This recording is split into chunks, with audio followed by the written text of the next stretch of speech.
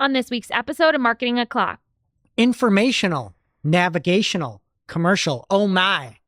We've got some wicked new data on how people are using Google search. And Greg's still saying no to Page Annotations. All on today's show. Welcome, you are listening to Marketing O'Clock. Just stay tuned. Digital marketing news, but let's get specific. Digital ads, SEO and analytics, social media and more. Pretty much everything that'll make your website perform. With new shows every Friday.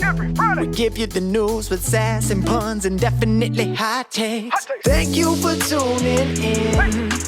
You know what time it is. It's officially Marketing O'Clock. Settle in, sit back, keep it locked. Hey there, I'm Christine Zernheld. AKA Shep. And I'm Greg Finn. And it is officially Marketing O'Clock here on December 6th, 2024.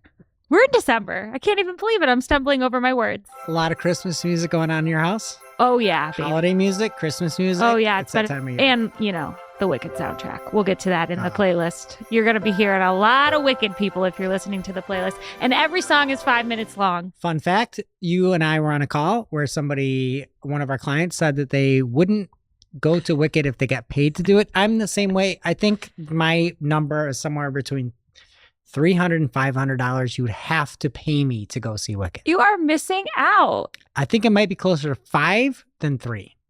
You are missing out. I saw Wizard of Oz. Also, it is so different. It's updated. The hits hit harder. It's so good. Do you know how problematic the Wizard of Oz was? It corrects all the problems. Like the dog got paid more than like the Munchkins. It fixes all the problems, trust me. Dog also got like stepped on and like hurt and they had to stop production. I'm sorry that happened to the dog, but I promise you that this makes everything better. It corrects all the problems from Wicked. You don't want to get me started. I will go on for the entire hour of the show. Well, let's just do that today. Okay, so how does it fix some of those problems? Are you serious? Yeah, I'm serious. Okay, so it's just like don't judge a book by its cover. Like in Wizard of Oz, this is spoilers. Wait, isn't this like just... Spoiler alert. No, don't spoiler alert this. You can do it without spoilers. No, you can't. It changes the whole plot of The Wizard of Oz. You are seeing these women completely the wrong way. The Wicked Witch of the West, the Wicked Witch of the East. And Dorothy's just a silly little girl who's there. Well, all I saw were like dead feet in Wizard of Oz. Yeah. Okay. Did you know those feet So used to not be able to walk? Did you think about the journey of those feet? There's more than meets the eye. I know that when I saw the feet, they couldn't walk.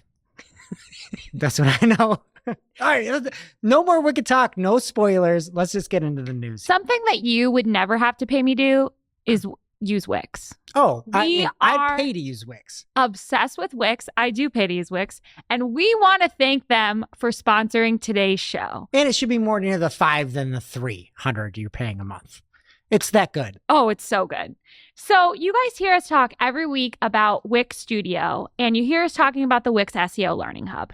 Did you know that there is a Wix Studio Academy in the Wix SEO Learning Hub? So we're talking about all these amazing things about Wix Studio, how you can use it to build beautiful sites, smash deadlines at the enterprise scale, but you can go in here and take courses. So you don't have to just quick learn it by what we're saying. You can get certified as a web designer, a developer, an SEO expert, or take the accessibility certification. And it's going to show you how to use everything from the experts.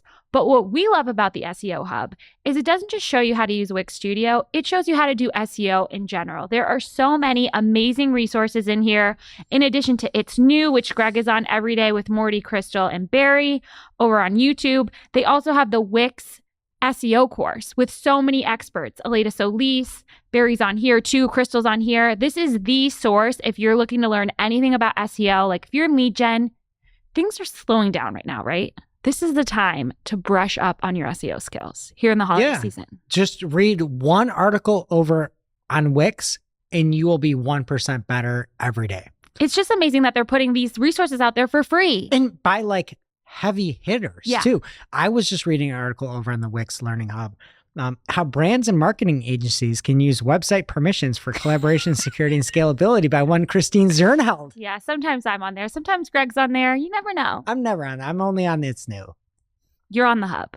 I'm on the hub. That's and correct. you should all be on the hub too. Wix.com/SEO/learn. This is the destination to learn everything you need to know about SEO and Wix Studio. Thank you, Wix. What's happening in the news, Greg? Okay, so we've got a big brand new report from Rand Fishkin at SparkToro. We talked to him at HeroConf. It was actually very nice. And the title on SparkToro is New Research. We analyzed 332 million queries over 21 months to uncover never before published data on how people use Google. There are a few takeaways here. In TLDR, this isn't good for Google, in my opinion. Okay. So I'm going to talk about a few different things, but 148 keywords account for 15% of all Google searches. And this is from SparkToro, and the data is from Datos, which is a SEMrush company. They are like some big legacy kind of accounts that you would think of, like what people search for in general. Like just, hey, I want to go watch a video. I type in YouTube. Yes. So things like that. So Shep, I'm going to quiz you on the top 10. These are things you use every day. Things you use every day. Yes. Facebook. Yes. Oh, so it's people just not going to URLs. Correct. Okay. Well, not Instagram because you have an app for that, Okay. probably. Like news sites. What site? CNN. No. Fox News. No news. How do you communicate? Text. If it's not a text, it's Gmail. Gmail. Number 2. Where do you buy things? Amazon. Number 3. Number 4 is what social media network do you use? Facebook. Number 5, if you need help with a robot assistant, you go to ChatGPT. Number 5. Number 6, if you're looking to change the language of something, what do you use? Google Translate. Yes. Number 7, if you like communicating and you're overseas, what app do you use? Yes. I'm killing it. All right. Number 4, if you're looking for directions somewhere and you don't know how to get there, you use MapQuest. Just kidding. Google Maps. Okay. This is a tricky one. Number 9, if you are feeling naughty and you're looking for some unsavory content. Twitter. Nope. No, just kidding. I'm not going to say like P-Hub. Yeah, no way. Okay. And then the last That's one one of the top 10. 100%. Oh my God, our world. I know. And number 10 is if you're looking to create a document of some sort, you would go to Google Docs? Yes. That's top 10. Okay. Made up, those 148 terms made up 15% of all Google searches. But there's so many Google searches. 15, like. Right. But I think the big point is in SparkToro, they tried to look at things like, is it navigational? Is it informational? Is it commercial? Or is it transactional? I think those are the 4 that they had specifically in there. And transactional is tricky because if you're looking for commercial, it's kind of transactional as well. Yeah, what's the difference? They have it listed out over at SparkToro, but I believe like the transactional was like a buy, right? But you could be looking for a commercial floor scrubber, and that still, just because you didn't use the word buy doesn't mean it's not, that would be a commercial. So it's just B2B. Right. And then like, okay, so let me just, some of the navigational ones, like where am I going to is like YouTube in that example. Some of the informational ones would be like Taylor Swift, right? And navigational was very heavy, and so was informational. And 51% of the searches were informational, like Taylor Swift, Bradley Cooper, Bradley Beal, something like that. All the Bradleys? All the Bradleys. Yeah, I couldn't think any more Bradleys. 33% are navigational, 14.5% are commercial, and only 0.69% are transactional. But that's still so many. It is so many. It is so many. Another thing that I thought was shocking is that 44% of the searches included a brand or brand specifically or brand name included. So instead of fantasy football that had 5,000 searches, Yahoo Fantasy Football had, it was 3x, whatever that, I don't know what like the metrics on this, but 44% of brand. And you understand now why you can bid on brand terms. Like you used to never be able to bid on brand terms on Google. They would shut you down. Back in 2008, you could only do it on Microsoft or Bing at the time or Ad Center at the time, whatever it was. But now they're like fair game for anything branded because there is so much. There's 44% of it. That's ridiculous. There'd be nothing else to bid on. Right. And then the long tail that everybody has traditionally talked about for a long time is only 3.6% of demand. So it is on the small side. The long side is on the small side. Yeah, Google wants us to think it's like all long tail. Yeah. And I thought that, Rand obviously has sort of an agenda, right? He had found those Google leaks. He's, the leader on zero-click stuff. So there is a bit of an agenda behind here, but I think that a lot of this makes sense. And I think a lot of it doesn't bode well for Google. Like in 2024, I feel like there are likely in the world, I don't have any data or datos on this, right? I feel like there are more long tail searches than ever, but they're happening on ChatGPT. Yeah. Right? People are asking weird questions. I do it all the time. And I don't use it on Google. I don't want Google to answer that. I want something else. Yeah. So I feel like this is sort of like a big, if I were Google and I looked at this, I'd be like, people are using the search engine differently than what you would have expected when you created Google, And I talked about it and It's New with Barry Schwartz and Morty over on Wednesday. But I don't think this is good. I don't think this is a good thing. And I'm actually happy. Like it's been 20 years where we haven't had like a real competitor to Google. And we might have something, like people are looking, 44% of searches are brand searches. It's because that's what Google serves up. Yeah. We like that giant freaking robot blog post. They're like, why wouldn't you show an unbiased reviewer talking about the top 10 running shoes instead of over Nike? And according to that post, they said, wouldn't Nike be upset? And I think when you're at that point, you've lost the plot. Yeah. You've lost the plot on what matters. And it's not the brands, it is your users. And I went on a big rant on Wednesday and It's New.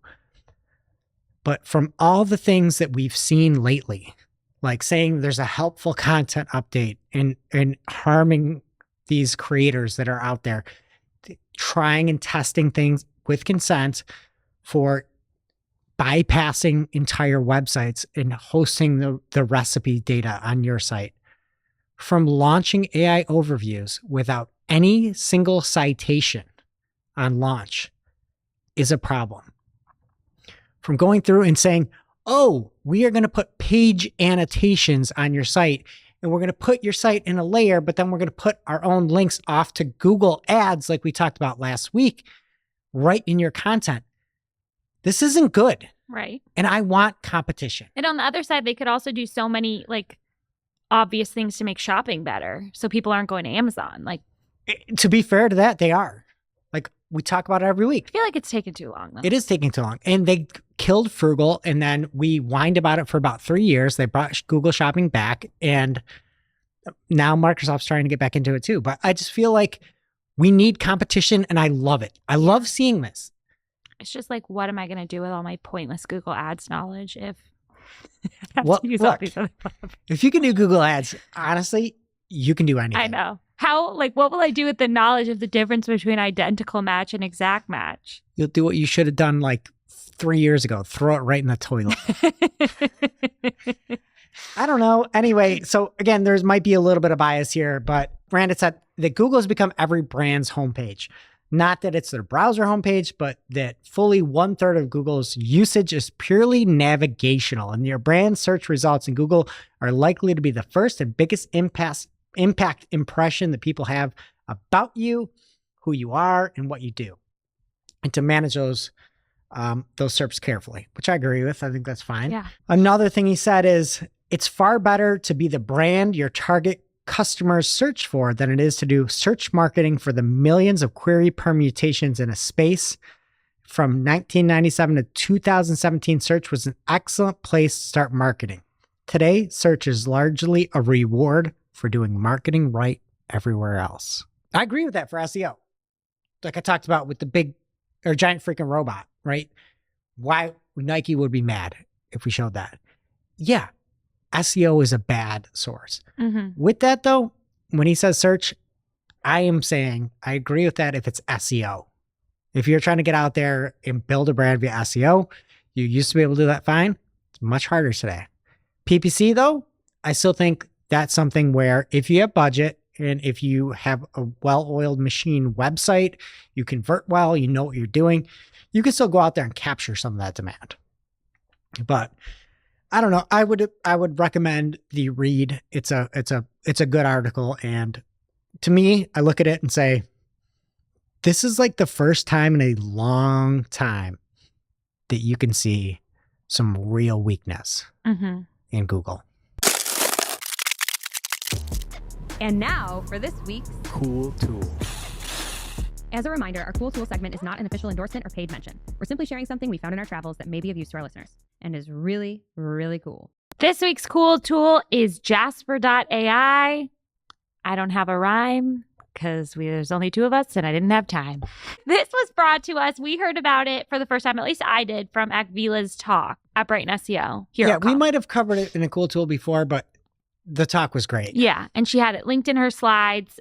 She says this is an AI writing assistant tool that can help you compose copy, improve writing, and more. It's particularly helpful in writing ad copy, headlines, and landing page copy. And she's also found it incredibly helpful in improving reporting, summary, and email content. And it is a paid tool, but if Akvila says it's great, then it probably is. So you can check it out for yourself at jasper.ai. Thank you, Akvila. Now it's time for this week's Take of the Week. This is a #fire digital marketing take with extra spice served up for you. We simply deliver the take for your consumption. We give no opinions. We don't influence. You make the call. This week's Take of the Week comes from the one and only Chris Ridley. Chris might be like the most wholesome guy on the planet. Just so wholesome. And now he's making memes. The most wholesome memes I've ever seen, I have to admit. And Chris just had twins. I'm not sure if they're identical. I know they're both girls, but he just had baby twins, like newborns, fresh ones. And so Chris said, it's a picture of him with one girl in one arm and another in the other.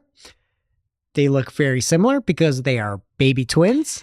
And Chris says, Google wants you to spot the difference between these keyword match types. One baby's labeled broad match and one baby's labeled phrase match. It just makes me so happy. It does. It does. He's got the biggest smile on his face. He's glowing. Just so wholesome, that guy. I just love that guy. I love him. Meme of the Year nominee. I agree. Yeah. Yes. Not just because we got to do the show next week and we're desperate for submission. No, but we've talked about phrase match a lot. And to keep the word phrase in this, I would have 100% put money on the fact they would have changed the name of it by now. Exact and phrase are gone in 2025. Just rebranded? I'm Renamed? going to put money on that right now. Okay. I'm going to get Poly Markets or somebody on the blower. But great meme, Chris. And congrats. Now it's time for this week's Pew Pew Lightning Round. At this point in the show, we split up our content into 3 parts: paid, organic, and social. First up in the paid universe this week, Dario Zanoni let us know that Meta introduced a new feature for Advantage Plus shopping campaigns. It is Advantage Plus catalog ads. And Dario says this has been available for several years in standard shopping campaigns, but there it was called dynamic ads. He says he believes Meta introduced this option for ASC campaigns because it provides distinct advantage that set it apart from simply applying a catalog at the ad level. But he says despite reviewing all available documentation, he hasn't found any clear explanations of the benefits. And if Dario doesn't know, then I don't know if anyone does. Next up, Dave and Herman. I feel like All the sad meta updates come from him. Oh, I feel for him In the this trenches. holiday season. His clients are getting labeled what they aren't. It's a whole problem. That's what this is. Okay. He says, my brand that got labeled in health and wellness category that's supposed to be blocked from running conversion campaigns on January 6th. So it seems like inaccurately labeled. So it was supposed to stop on January 6th, but they shouldn't even be part of the category anyway. He says the blocking already started. We've lost half our parameters. We tracked and passed back via CAPI. No warning. Our CPCs on Meta are now over $6, selling a $23 topical lotion. Oh, no. He says, this is what Meta can do to you. This is an error, and they put us in this category, and we just have to wait for the system to reverse it. That's terrible. It's just like all these platforms hate advertisers. They just do. I saw the X ads that are anti-ads just are so... I can't get over it. YouTube is the same way now, too. Oh, I haven't seen them on YouTube. YouTube's always like, oh, get to YouTube Red or YouTube Premium or YouTube whatever. Every time I log into the app, it's like, oh. That's one thing, but X is literally like, ads suck. Yeah. Pay us. It's like, sorry But for Meta's supporting like, the hey, economy. guess what? It's your busiest time of the year. Let's just make you jump through a billion hoops. So sad. Thoughts and prayers, David. Next up, Kushal Burwani noticed that Bing is doing a test where the ads at the top of the page are like a white background, and then below the organic results are like a light gray background. Hate it. Making the ads stand out more. Nope. Hate it. You think they don't stand out more? I think I like Microsoft for who they are. They are just trying their hardest, right? They have a lot of drive. They made ads be the least ad-looking ad in the world by putting a little teeny white, or I guess gray outline around the white term ad. And because of that, nobody knows what an ad is, and everybody clicks on ads. This, you know what the ad is here. I guess, but also the ad is like where your eye goes right away. But The only time will tell if it leads to more clicks on the ad, they will keep it. And if it doesn't, they will not. I love how hard Microsoft ads works to make things not look like ads. This is making it look like an ad. Gagan Gotra noticed a weird test on Google in the ads area. They like had the 4 ads, and then you could click to see more sponsored results. It's like the opposite of what X and YouTube were saying in that example. Like, you want more ads? We got them. Yeah, like we can give you tons of ads. I don't know. We got ads for everything. That's a silly one. I don't think that button's sticking around, but we'll have to see. I hope people use it. Like maybe the Google results are so bad that people are just going to use ads. Next up, Brad Geddes is kind of my new buddy from SMX London, and this is what his talk was on. So I just wanted to direct people there to check it out. He has an article on Search Engine Land about the overlap between PMAX and search campaigns that I found really fascinating, and also how to like cut back on that overlap as much as possible. So be sure to go over there and check it out. You've been a jet setter recently. Yeah, You I made need buddies everywhere. I need a break. I had one last week, luckily marked safe from Black Friday, unlike other people here. So, but yes, I was a jet setter for like a month. I'll be here for a while. Next up. Wait, did you like our show last week? Julie and I recap Brighton and HeroConf? Yeah, it was fun. Okay. Made me miss it. And the shirts. Yeah. You know it was my idea. You know. But Lane made them and brought my vision to life. YouTube has a new feedback format that is asking users if targeting for demand gen or YouTube ads is accurate or not. This is shared by Thomas Hassell on LinkedIn. So there's like a poll under the ad that asks the person if they agree with the statement that the ad is relevant, and they can pick between totally disagree or totally agree. With all the audience expansion that's going on, or optimized targeting, I bet a lot of people are going to disagree. And he's got a new YouTube channel, I heard. Oh. Go check it out. Oh, yes. He commented that on our video. Yes. Yeah. Everyone should go there and subscribe. He spotted a new Google search PMAX ad that is at the top of the page. The biggest standout here is that it has a weird font. Like, what would you call that font? I don't know why you can't click on it. That's the thing that throws me. I can't even look at it. Like, you don't click on the actual title. It's so strange. Oh, you didn't spot it in the wild, right? No, Thomas did. But then there's a slideshow of images. It's very strange. Everyone should check it out. Yeah, because it's got your Google business profile in there. There is no final URL according to Thomas. there's a link to the website, but I'd assume that if you click on it's not like the typical blue link. Yeah. I was So thinking if you strange. clicked like anywhere on the text, it would go, but it's not very clear. It would go to the site. Yeah, this is a weird one. Check it out on Could be a YouTube if bug. you want to see it. I've never seen a font like that in the SERPs either. We also learned this week from Brom Vanderhalen that saving leads from meta ads just got easier. They added a Google Sheets option where you can export your instant form leads automatically. You do need Zapier or a tool like that to connect it, but that sounds really awesome. Also this week, Ginny Marvin tweeted from her @Ads Liaison account to say that easier consent management is here. She said integrated CMP setup in the Google Tag UI is fully available with Consent Manager, Cookie Bot by User-Centrics, Iubenda, and User-Centrics. Clearly, I don't use any of those tools, so I don't know how to pronounce them, but that sounds like a welcome change. And OpenAI is considering a new ads business model, and this is from Greg's favorite source, Digital Information World. So it was pretty hard to read the article and figure out like what they were doing. It seems like they don't really know what they're doing yet, but there's talks. CEO Sarah Fryer says no active decision was made on the ordeal. However, that does not mean the idea isn't possible of a new ad. Can you do me one favor? Yeah. Click on the article. And tell you the source. Click on the article. Are you in? Yeah. Okay. Click on the author. It brought me to an ad. No, you need to click on the author right above right underneath the title. Hura Anwar, a dental surgeon by profession and a freelance content writer by passion. Never stop chasing your dreams. Do you know how much more money are in teeth? Do you have any idea how much more money are in teeth than reporting on ChatGPT?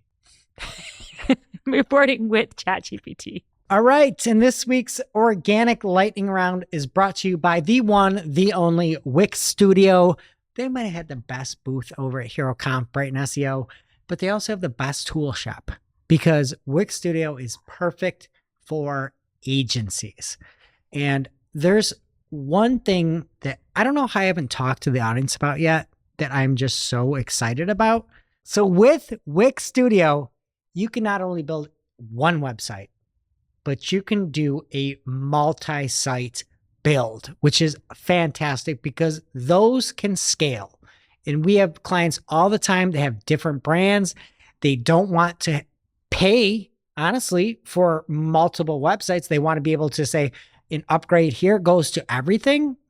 You can do this with Wix Studio. And according to Wix, not only can you streamline the multi-site management, you can build exceptional sites by the 1,000. And I would say that 1/4 of the just development work we have is multi-site in general, where people have just different reasons for different sites, different products, different product lines, everything like that. This is huge. You can not only build on top of it, but you can say, hey, I'm going to add this feature on the multi-site, and it's going to go to my 1,000 websites that I have out there. Wix Studio is a fantastic option for agencies because of this reason, and because of the fact that they're adding every day. They're adding AI, like we talked about. They are helping, as you talked about earlier, helping people be better. And to me, if you have anybody out there in the agency world that needs multiple websites, check out Wix Studio. It is a lifesaver. Wix.com/studio, Wix.com/studio, Wix.com/studio. All right, and on to our organic news this week. We're going to start with what is a blue sky tweet called? I don't know her. A cloud. We got a cloud from Glenn Gabe.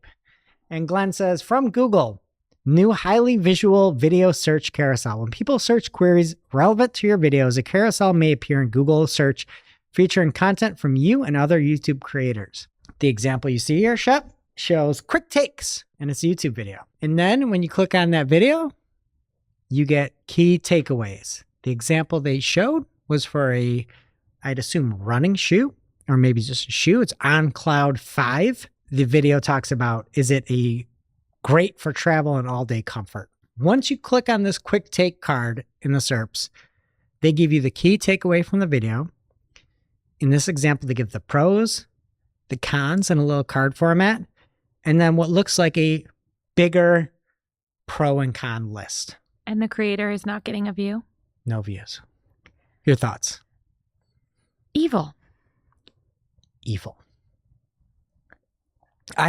This is why I'm so just disheartened with Google. Ugh.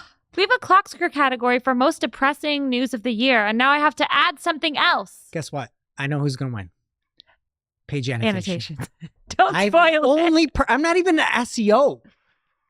I'm a PPCer, and I cannot believe Page Annotations are real. I can't believe that this is real. I cannot believe it. The fact that you're going to use AI to take something away from the people that are creating on your platform that you own and say, here are the pros and the cons, here's a full list, and you don't even need to read the video. Yep. That is diabolical. It's not going to happen to him on TikTok. Guess what? You don't need to watch these shows anymore. Just have AI recap this. And guess what? Maybe it'll have a nice little Google lens on the output that it has. And it paints it a little more Google-y, Google positive. I absolutely hate this. It's bad. And like, what on earth are you thinking? What are you thinking? You have so much competition against you right now. Instagram, TikTok search. Can you for one freaking minute think about where you're getting all this content from and throw creators a bone? Like, is everything have to be zero click? Does you have to put page annotations on everything? I just think this is horrific. This poor person went through and made a thorough review of a shoe, and Google just used AI to summarize it. It's terrible. Horrific. What do you think the pros and cons of our video will be? There's going to be no pros at all. No. I don't know. I absolutely hate this. And it's I'm so terrible. And honestly, it's so bad at this point.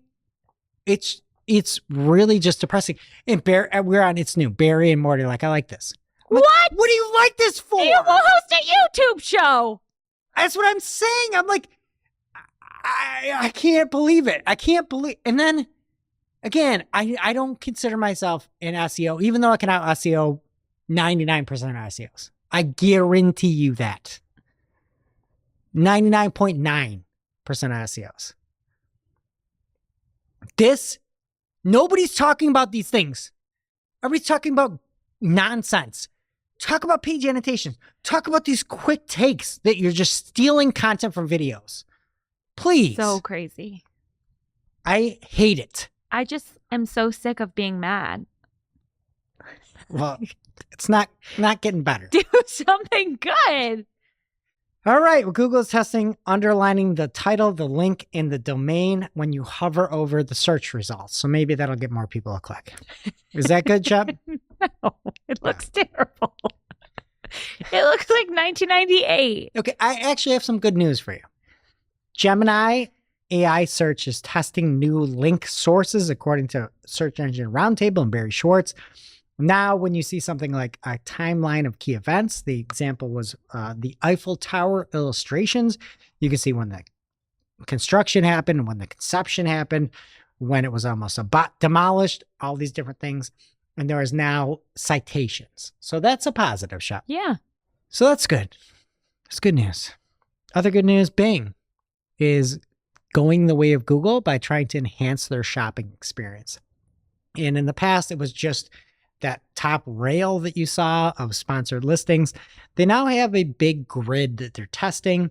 In the example, you can see a PC laptop. You get a bunch of different options, and then you get some other what seem to be AI-assisted buying guides, popular brands, and things like that. I still do think there is a huge market for a shopping search that isn't broken, and Bing is taking a card, pardon the pun, out of Google's shopping enhancements. Mm-hmm. All right, from Barry Schwartz over Search Engine Roundtable, Google Site Link search box is now really gone. In the past, you could say, I'm doing a search, one of those navigational searches we talked about from the SparkToro report, and you could find a site like YouTube or New York Times, and then you could do a query within just that site. Very helpful, especially if you're like, I don't know, looking for some sort of code or something on GitHub. You can just show only GitHub results. It's gone. So now you just have to choose, get to the site, and use their search. So they had said they were going to remove it. It is now gone. All right, Google Business Profile Guidelines have been updated. You need a storefront, Shep, if you're trying to sling products towards minimum age people. So like if you're saying, hey, I am selling booze. I'm selling Shep's schnapps. Sounds delicious. Right? You will need to have you can't have like a virtual storefront. You have to have a physical storefront. So if there's a minimum target, you will not get a Google Business Profile unless you have a location. So anything age restricted, you need a location. I kind of think that makes sense. Yeah. I guess like wine shipping companies, but they probably have like a factory they could use. Right. But you won't be able to say, I'm going to use a Regis or a Convene or something like that, like a, WeWork, anything of that nature. Okay. ChatGPT is misrepresenting publisher content. This is a great post over by the Columbia Journalism Review. And this isn't necessarily that they're getting it wrong, let's say, but more so that they aren't using the proper source. And one example that they gave was like they quoted information from MIT Technology Review, but they said it was from the government review site, but they're just not able to really pin, like if an article has a quote from a different source, they're not able to connect to the original source. So a lot of the information that's being provided, at least according to Columbia Journalism Review, isn't necessarily correct. And actually, in this example, the majority of the answers were wrong. Uh-oh. The second biggest thing was partially correct, and then the lowest number was actually correctly attributing the citation. So even if they are having citations, even if the information is accurate, a lot of times who they're quoting is inaccurate, which I thought was interesting. That's not good. I agree. And from Lepovea64, it looks like some blue-eyed leopard person over on X. They saw a test where up by the URL and that kind of weird little toggly button, you can on Chrome go to the very bottom and see store reviews. And apparently these are pulled from a variety of independent review websites like Trustpilot, Scam Advisor, Google, and more. For what store?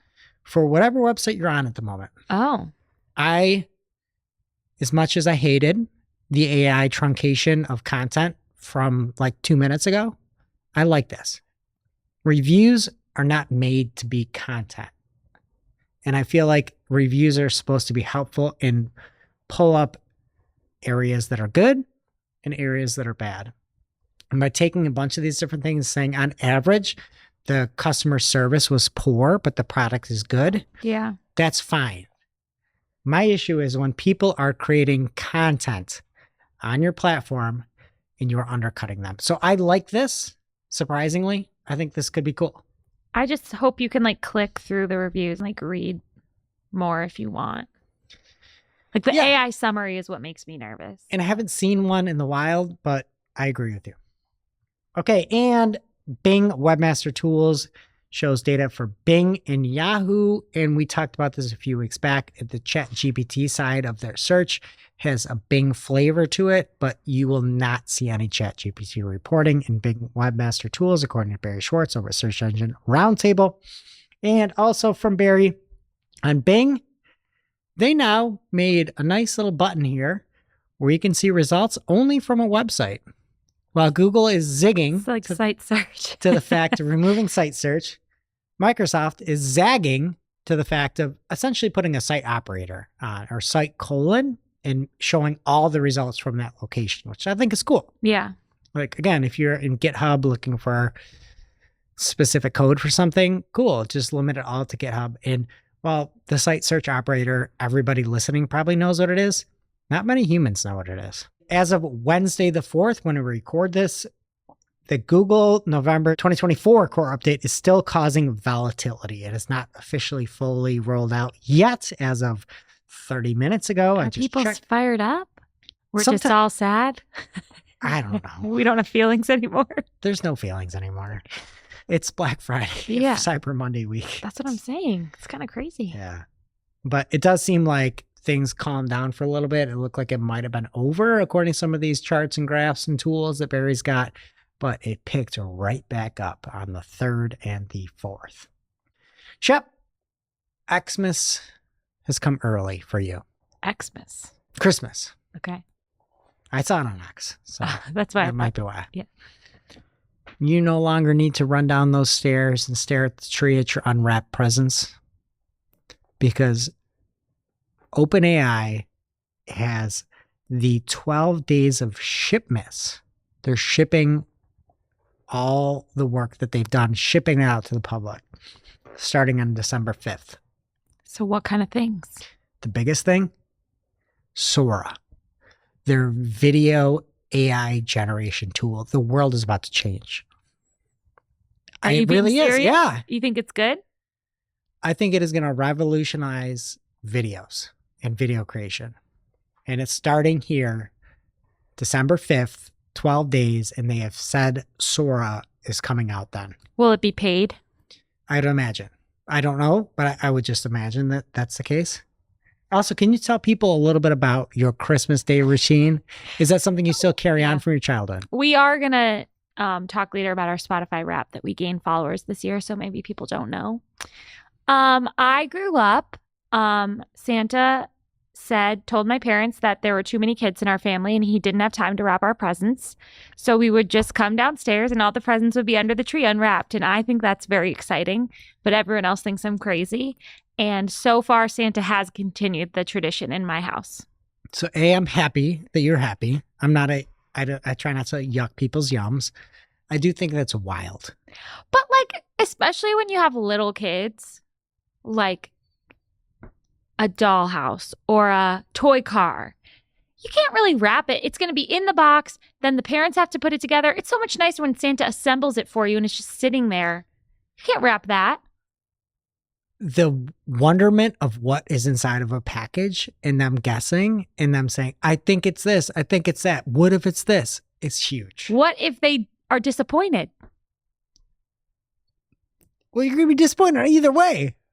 And then sometimes Santa will like hide some things, in other things. Okay. It's really So fun. you're carrying that tradition on. Yeah, and you get to like Santa sets everything up all nice, The dolls are in the dollhouse. Would you wrap one present this year? Maybe I would. Okay. Present from me. Okay, but not for your kids. No, like from me, not from Santa. Okay. Yeah, I would be interested to see the reaction. Yeah, we don't wrap birthday presents either. Oh my gosh. But it's always been like my daughter got like her little toy kitchen. We had to just like set up in the kitchen her morning of her birthday. Like, I think it adds another flavor of fun. I agree. I can see that. Okay. I know it. You think it's the craziest thing ever. Yeah, you're the Spotify Unwrapped of the holidays. Speaking of that, Spotify Wrapped has a new AI podcast. If you don't want to sit through those horrible stories of Spotify. Can I just go on a diatribe here for a second? It's too much. Just show me a card. I don't want to see a video. I don't want to see drama. The I don't drama. want to see dumb gradients that are questionable. I don't know if you've seen X or not. Wait, gradients on Spotify? Yeah, Why are they questionable? the look of some of them, the dynamics. Oh, I thought that right away. It's I'm big glad other yes. people are acknowledging it. Yes. Very questionable. Yes. I don't want those. Just show me the card of what I watched. I don't need to see a video of I this. know. And then me, like I watched our Spotify Wrapped and I wanted to share it with you for Marketing O'Clock. I'm taking screenshots of these like stupid videos and the font is all like out of whack. Like I know. just give me a page. Do the video, but then just give me a card afterwards. Yeah. I just want an image. Anyway, if you don't like video and you don't like images, Google has partnered with Spotify in the Notebook LM AI to turn your Spotify Wrapped into a podcast you can listen to. That sounds equally miserable. It does, but at least I can do that when I'm driving. So whatever. Okay, and then not lastly here, but pretty much lastly from Glenn Gabe, OpenAI has surpassed 300 million weekly active users and have more than 10 million people paying for a premium version, which costs $20 and is equivalent to $2.7 billion annually. All right. And lastly, HBD to Search Engine Roundtable. It's their 21st anniversary. Barry, I hope you took that website out for a little drink of age now. Cheers. And Barry talked about all the work he's doing, his daily show with me, Morty Crystal, his Friday recap, and the fact that over 21 years, he's written 35,650 stories. Wow. That's incredible. Congratulations, Barry. That's very impressive. That's like insane. Crazy. So happy birthday. And then lastly here, I just have a new segment that I'm going to do every single week till somebody starts talking about this other than me. I feel like I'm the only person beating this drum and I'm just sick of it. And we need more people talking about this. I'm never going to forget about Page Annotations. I'm never going to forget about this. There is just a single Google form out there to opt out of this that is so hard to find. And if you don't do this as a publisher, Google gives themselves the ability to take your content on your site and link anything they find interesting.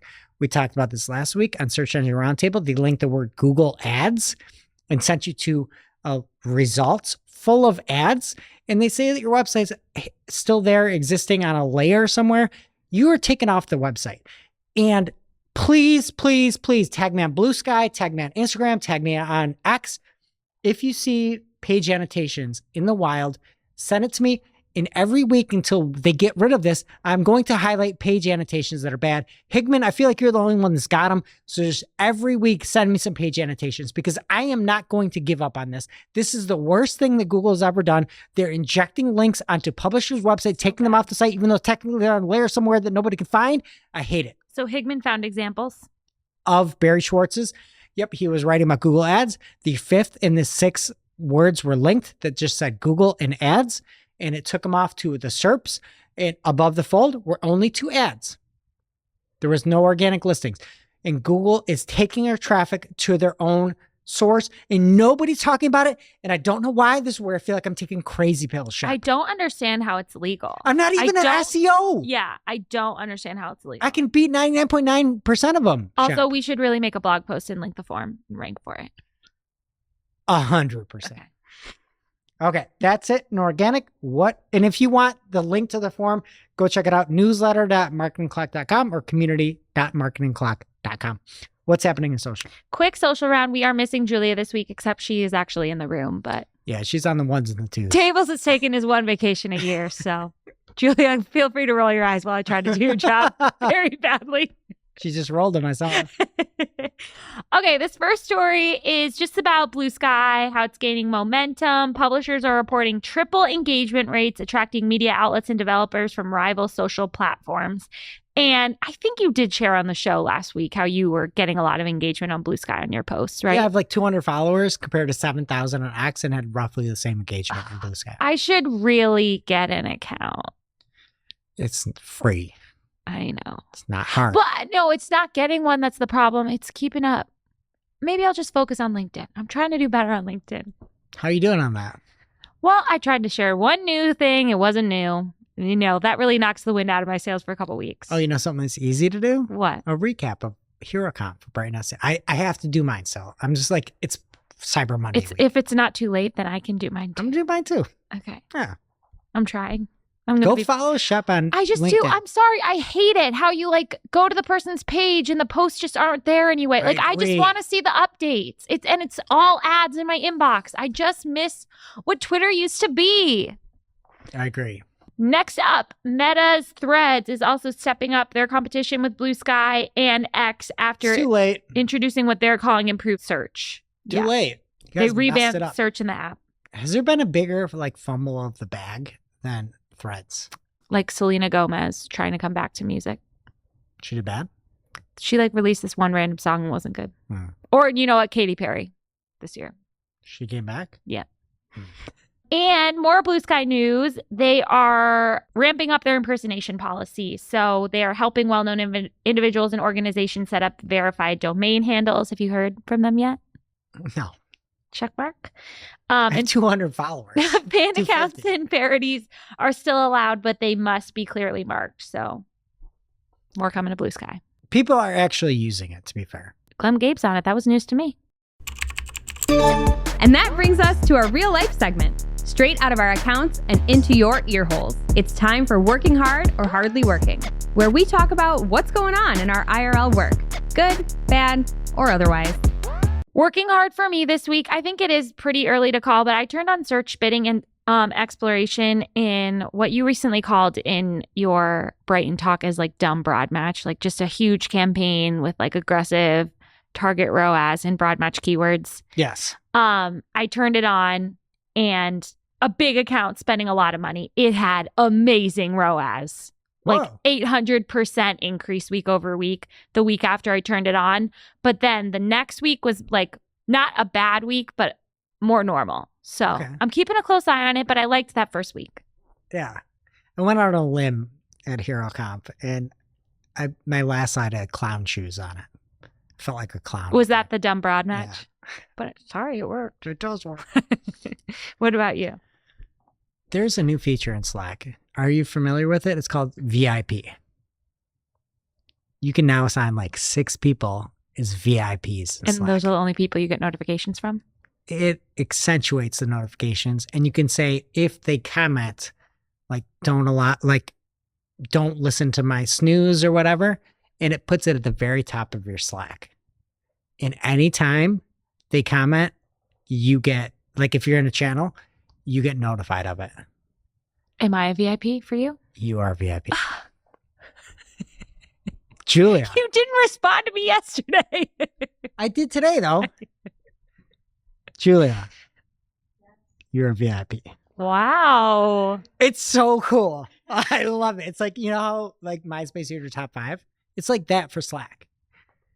So you can like put your VIP in, if they say something, you immediately get notified and they can like bypass everything. It's so cool. Okay, I'll have to try it. Because I used to get so many messages and I'm so bad at it, but I can just look at my VIP and be like, I need to respond to this.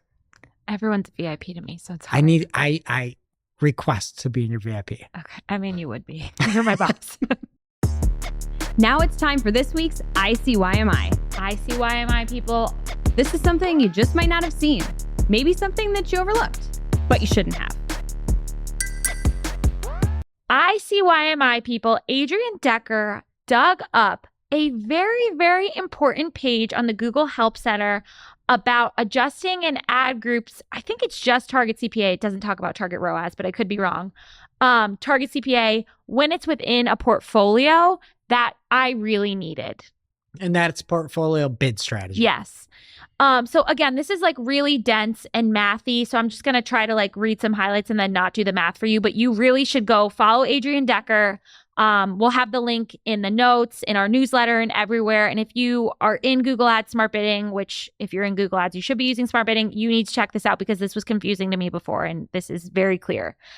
So he says this is an example of how adjusting an ad group's target CPA within a portfolio bid strategy influences the portfolio target, but does not make the ad group operate independently.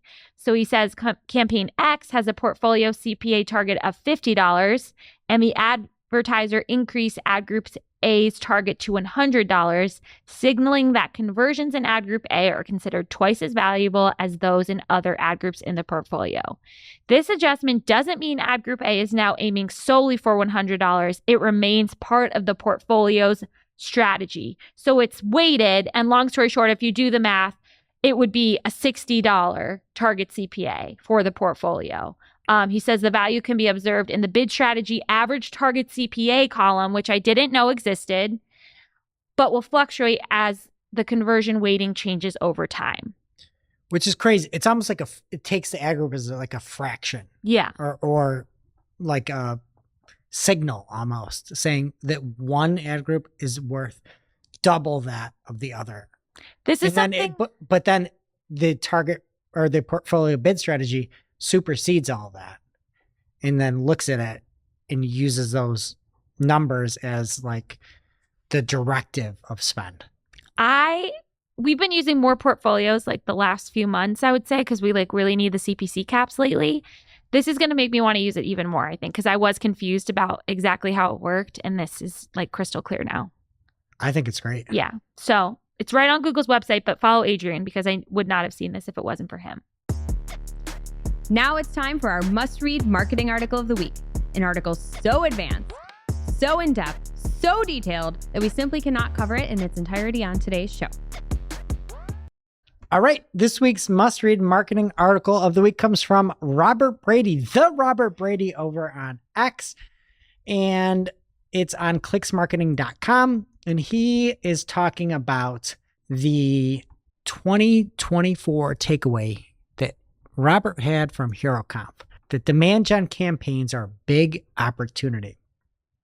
And Robert goes through and talks about a variety of things that you can do if you haven't had success with demand gen campaigns, how you can find success. He talks about you need to access the Google controlled placements and probably unenable the video partners for ads. Talks about focusing on the highest value areas for your business, how to target lookalike audiences, pitfalls to avoid. It's just a great article from a great guy. It was fantastic to meet him. Thank you, Robert. And now on to our playlist of curated songs to work to. You can head over to playlist.marketingoclock.com to listen to Marketing a Playlist. Greg, what will you be adding to the playlist this week? I am going to add The Getaway by The Strike. I actually think you would like it, Shep. Well, I love Getaway Car by Taylor Swift. Well, this is even better. I will be adding The Wizard and I What's that from? by Cynthia Erivo, and I think Michelle Yeoh is on it too. Can you tell me in like 2 sentences what is going on with their interviews? Oh, after you see the movie, it makes sense. They're just artists. And this movie, even watching it changes your life. So like, I can't imagine being a part of it, you know? Like change your life on a 10 scale, how high? It's the most important movie I've watched like since Hairspray the musical, maybe. Hairspray the musical. When did that come out? Like, I think I was in high school. Was it better, like more transformative than I just love a movie musical. Across the Spider-Verse? Yeah. Have you seen it? Yeah. I saw it in theaters. Across the Spider-Verse? Yeah. I'm trying to think. Yeah, like Barbie didn't make me. I love a movie musical. It just, it moves you. It's so good. I don't like, is there like a version without singing? Nope, that would defeat the entire purpose. I'm out. All right, that does it for today's show. It's now officially not Marketing Clock. Thanks for listening. We miss you already. And we can't wait to see you next week. Thanks for listening to Marketing O'Clock. If you're looking for more information on today's topics, head over to marketingoclock.com/newsletter to receive every single article we covered. We share the news as it breaks in our Discord community. Head over to community.marketingoclock.com to join. Welcome to this week's Shootin' the Heck. We're after our famous Friday news show. We don't talk about marketing anymore. We just shoot the heck. And this is everybody's favorite week of the year. Why? When Spotify Wrapped is released. Oh, okay. How do you feel about Spotify Wrapped? Do you like, some people have a lot of opinions now about people sharing their Spotify Wrapped. Mine is so wonky because I have kids. You would think mine would be, but it's just all Taylor Swift. Well, that's all you play for your kids. That makes sense. So what is yours? You force them into Halloween costumes. You force them into liking T Swift. Like, you listen to a lot of Gabby's Dollhouse. A lot. Okay. So what, did you look at your personal one? I did. Was there kid stuff? Shocking. Well, so we play a lot of board games at the Finn household. Yesterday we played Pictionary and Splendor. So when I do that, I always just say, hey, Alexa, play Future Islands. And we listen to Future Islands like all the time. The kids love it. And that, or like Fits in the Tantrum, something that's like easy listening. So it's all my top 5 songs are Future Island songs. Okay. So it's like board game. But I thought it was going to be the Capybara song. That's I think it ignores like funny kid songs because I had none in mine. Because my daughter always wants to play some corgi song. It's like a terrible song. It's like, I'm walking with my corgi. It's terrible. And then my boy likes the Capybara song, which is like funk Capybara. Sounds nice. But I'm all Future Islands. And I think Fits in the Tantrums because I listen to that. Like Mike Posner didn't even make the list. It's all kid stuff. Wow. Yeah. Yeah, mine's all Taylor Swift. So one thing we do really love about Spotify Wrapped is when everyone shares that we're in their top podcast. We are so honored. Like we heard from PPC Greg today, right? Chris I Ridley. believe Chris Ridley. Yep. Peeps Greg. Like I'm just shocked. My husband, we're in his top 5. Yes. Instant share. Share it on X, Blue Sky, Instagram, Threads, wherever you exist. Yeah, we love our listeners. So we also get some fun data on our listeners on like our podcast Spotify Wrap. So I thought I'd run through some of these with you quickly, Greg, if everyone will bear with us. So first, we gained 18% followers this year. Wow. Not too shabby.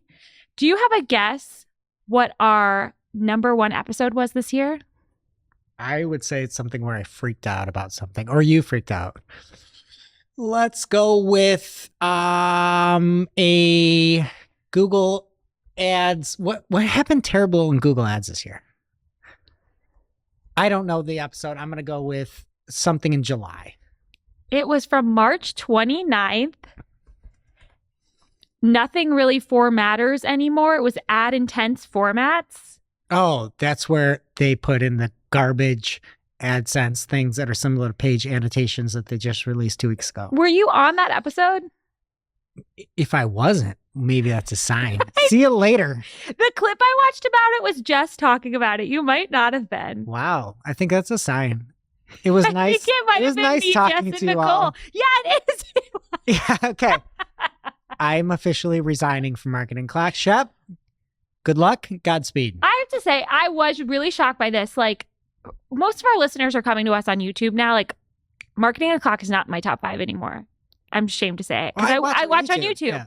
So I do think it's like a little bit different here than what it would be on YouTube. Like on YouTube, it's definitely like our Google I/O or Google Marketing Live episodes or when people like want to hear from us. So Wow. So that was like so random to me. Hey, way to hurt my self-confidence. I'm sorry. You really you. weren't on it. To be fair, Nicole rocks. I know. We miss you, Nicole. Okay, next. I keep trying to get her to come back. Just for a guest episode? A guest episode. It'd be so fun. I agree. Your chair's always open, Nicole. I'll excuse myself. Hey, no. The people have spoken. Oh, I'm you'll excusing excuse yourself. myself. Okay, we'll see. We'll run it back, just like you did last time. That was also like not a good story to be like. I was like, couldn't even remember what it was about. Very weird. Ad intense. I'll never forget. Okay. Just like Page Annotations. Yeah. Listeners by age. How old do you think most of our listeners are? 25 to 34. 30 to 34. It jumped up a little bit because it was that before. Well, I covered that. Or no, I'm sorry. 35 to 44 is 31%. 30 to 34 is 28%. 25 to 29 is 21%. So what's the highest? 35 to 44. Oh, right in my demo. I feel like all of these things are right in your demo. There's like a lot of dudes listening to us this year. Listeners by age 45 to 54 grew the most by 9%, that age range. We were streamed in 59 countries, which is incredible. Hola. Usually How many countries are there? more than 59. We need to hit them all. Usually they tell us what countries we're in, but they didn't this year. I was bummed by that. Okay. Other podcast shows that our listeners love this year. I would go for sure with SERPs Up by Wix. That's number 1.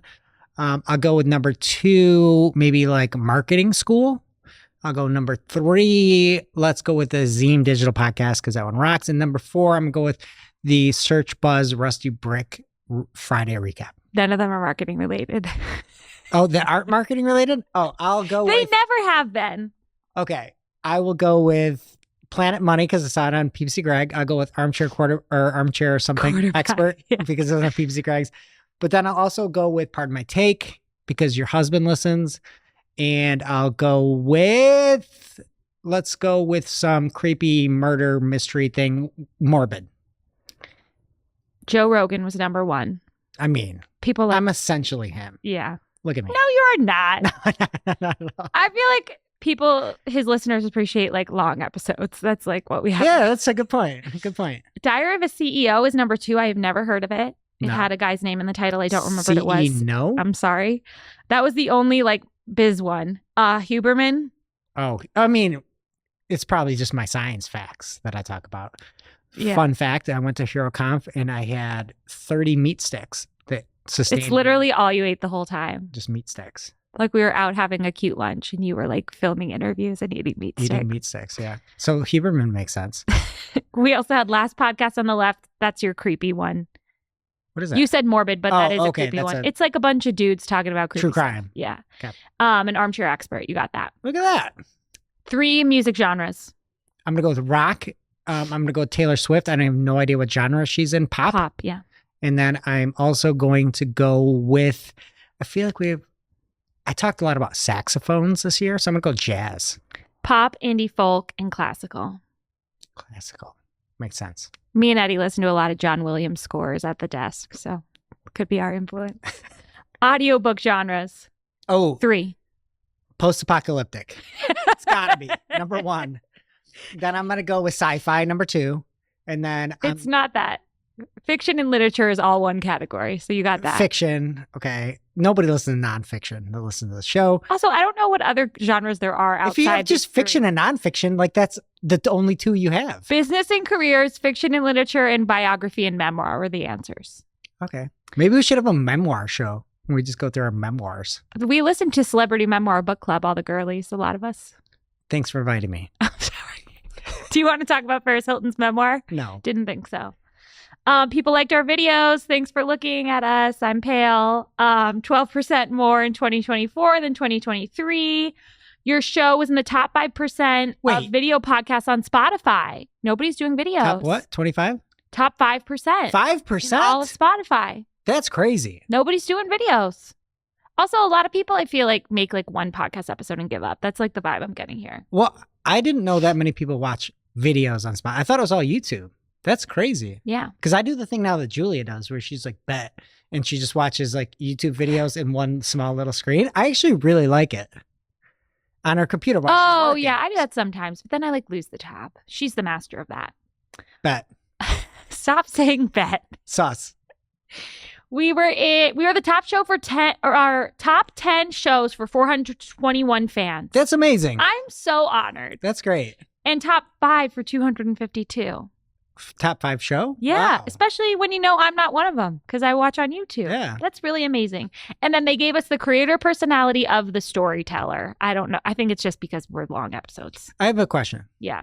When did you read a Paris Hilton memoir with the girlies here at the I office? didn't. That's what's so great about the podcast is you don't have to read the book. They just tell you everything that happens to Barbara Streisand. In Paris Hilton? No, that's a different memoir. But recently you listened as a club here at work to the Paris Hilton memoir. Well, not everyone did. No, we listened to a Celebrity Memoir Book Club podcast hosted by 2 girls who read the book and then tell you everything that happened so that you don't have to read it. I hope they're billionaires. They are. That is such a good idea. I know. I want to be on these. I would love to be on these. Okay, we'll send you some links. Was Paris Hilton good? Yeah, I learned. Yeah, All right. Shout out to she was everybody like else that wants sent to follow away. along. Yeah, Celebrity Memoir Book Club We should do reviews of the celebrity book of their Memoir. episodes. on Shootin The Heck. We should recap their episodes. Yes. Love it. Okay. Galaxy Brain. Okay, well, thank you everyone who listened to us this year. We love you guys, and we'll see you next week. Big thanks. Couldn't do it without you. Keep it